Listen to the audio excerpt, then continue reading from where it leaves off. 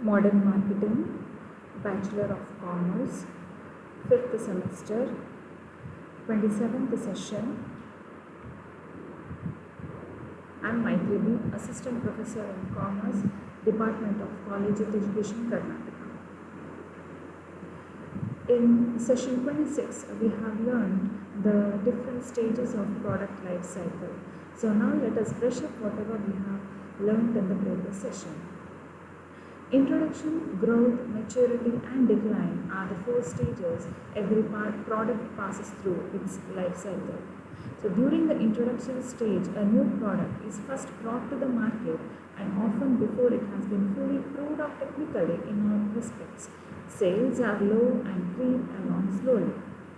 During growth stage, demand begins to accelerate and the size of the total market expands rapidly. It might also be called the takeoff stage. During maturity, demand levels off and grows for the most part only at the replacement. The product begins to lose consumer appeal and sales drift downward during the declining stage. So now let us learn about the product life cycle, the factors affecting the product life cycle and the marketing strategies to be adopted during the life cycle of a product. In the words of Joel Dean, quote, the length of a product life cycle is governed by the rate of technical change, the rate of market acceptance, and the ease of competitive entry, unquote. This statement indicates that a number of factors affect the life cycle of a product. The important factors that affect the life cycle of a product are, first one, the rate of technical change. The life cycle of a product is affected by the rate of technical change that takes place in the country. If the rate of technical change in the country is very high, the life of a product is limited because the new and improved products take the place of old and existing products. On the other hand, if the rate of technical change is not very high, the life of the products in that country may be longer. For example, the life cycle of products in developing countries like India, where the rate of technical change is not very high, is longer and compared to the life cycle of the products in developed countries, where technical change is at a higher rate. Second, the rate of market acceptance or customer acceptance. The rate of market acceptance or customer acceptance also affects the life cycle of products.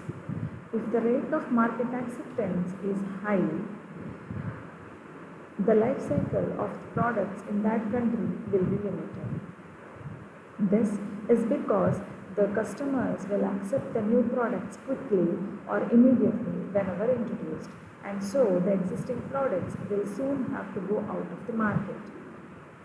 On the other hand, if the customers accept the new products gradually, the life cycle of the products may be quite long.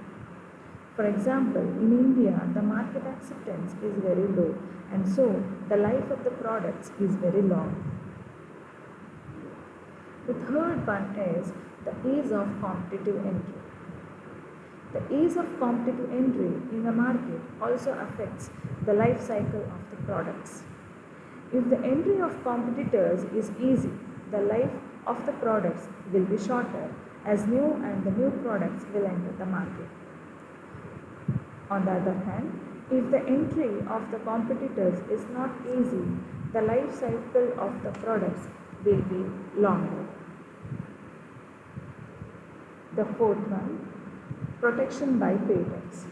The life cycle of a product is also affected by protection by patents.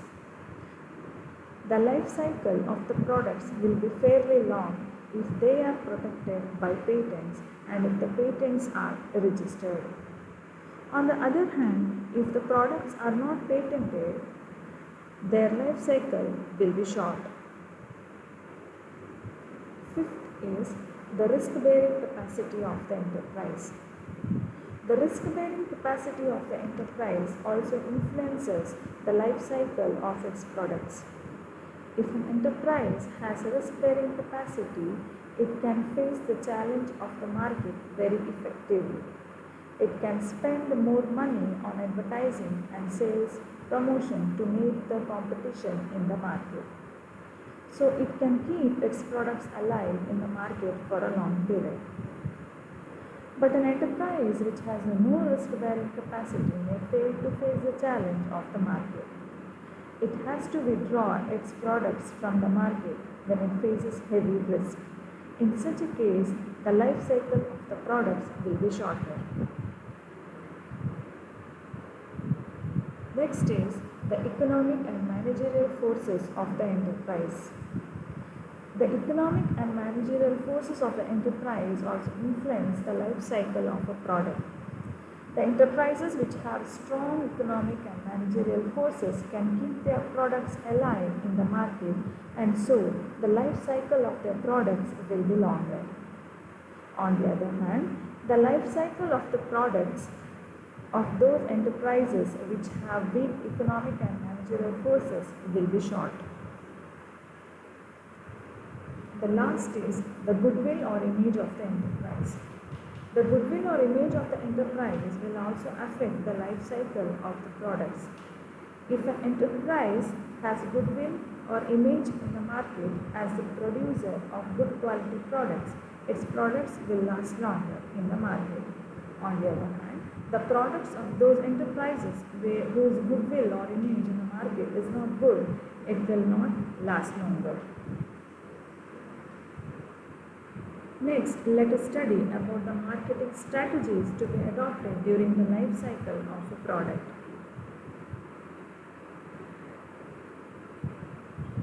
As stated earlier, each product has certain length of life during which it passes through certain identifiable stages.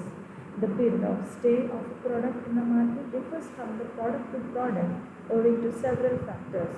So every management tries to make its product survive in the market for a long period. For this purpose, it follows various strategies at the different stages of the life cycle of a product. The marketing strategies to be adopted by an enterprise at different stages may be followed as follows. First, at the introductory stage, the marketing strategies at the introductory stage should include the following. Effective advertising, informing the consumers about the product, personal selling also must be given sufficient attention. The system of physical distribution should also be very good. There should be extensive selling. There should be introductory inducement. At the growth stage, the advertising and sales promotion and extensive selling undertaken in the introductory stage will have its effect in the growth stage. That is, sales will pick up smoothly and start attracting the competitors in the field. So, the marketing strategies in this stage should be as follows. The marketing strategy should shift to price appeals and product improvements. In order to maintain the stage of growth for a long time, the marketers must concentrate upon programs of advertising and sales promotion. New alternative brands of product must be introduced and brought to the notice of the customers. New market segments for the product must be discovered. The close study of the reactions of the consumers must also be made so that necessary changes may be made in the products. The system of physical distribution must be made sound.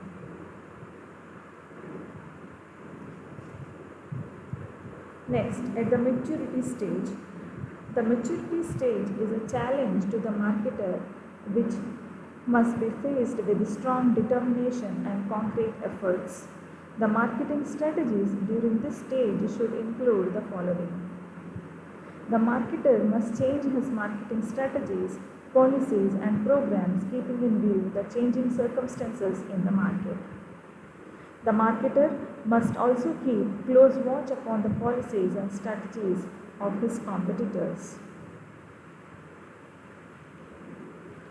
At the declining stage, The marketing strategies that has to be followed are: at this stage, the marketer must try to find out whether there are any possibilities of selling his product or not. If he, fi- if he finds that the possibilities of selling his products are still there, he must go ahead to explore such possibilities, and necessary changes must be made in the product according to the taste, habits, and likes of the consumers. If he finds that the possibilities of selling his products are nil, he should decide to stop the production of the product and divert the resources for the production of some new products. The management must attempt to recover the costs. The steps also should be taken to reduce the cost, and for this purpose, research and development should be undertaken. Steps may also be undertaken to increase the utility of the product, that is, the new uses of the product. New attractions such as gifts to purchasers may also be thought of. So now let us summarize whatever we have learned. So the various factors affect the life cycle of the product, like the rate of the technical change and market acceptance, competitors' entry, protection by patents, risk-bearing capacity, economic and managerial forces, and goodwill of the enterprise. During the introduction stage, the various strategies that the organization must adopt during the life cycle of the product are: during the introduction stage, a firm should concentrate on effective sales and promotion. At the growth stage, a firm must introduce new alternative brands and start new segments. During the maturity stage, a firm must keep close watch on the policies and strategies of the competitors. At the decline stage, the marketers must explore alternative use of product and make changes in the products. Thank you.